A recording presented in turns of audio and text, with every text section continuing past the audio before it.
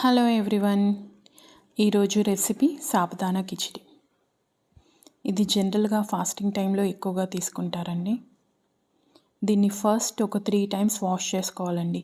ఇలా వాష్ చేయడం వల్ల అందులో ఉన్న స్టార్చ్ అంతా పోయి కిచిడి ముద్ద ముద్దగా అవ్వకుండా ఉంటుంది.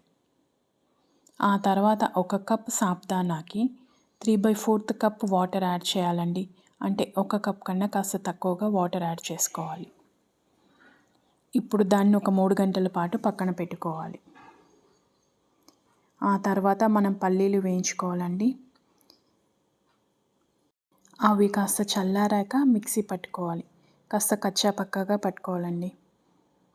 ఆ తర్వాత ఆయిల్ హీట్ చేసుకొని అందులో ఆవాలు, జీలకర్ర, పల్లీలు, పచ్చిమిర్చి, కరివేపాకు యాడ్ చేసుకోవాలి. ఇప్పుడు మనము 3 గంటల పాటు నానబెట్టుకున్న సాబుదానాను వేసుకోవాలండి. ఇది ఫాస్టింగ్ కోసం చేసుకుంటున్నాం కాబట్టి ఇందులో అల్లం కానీ ఆనియన్స్, వెల్లుల్లి వేయట్లేదు. ఇప్పుడు మనం కచ్చా పక్కాగా మిక్సీ పట్టుకున్న పల్లీ పౌడర్ వేసుకోవాలండి. ఇది మెయిన్ ఇంగ్రీడియంట్. దీనివల్ల మనకు చాలా మంచి టేస్ట్ వస్తుంది. లాస్ట్లో కాస్త కొత్తిమీర వేసుకోవాలండి. ఇది ఫాస్టింగ్ టైంలోనే కాకుండా బ్రేక్ఫాస్ట్కి కూడా తీసుకోవచ్చు. చాలా హెల్తీ రెసిపీ అండి ఇది.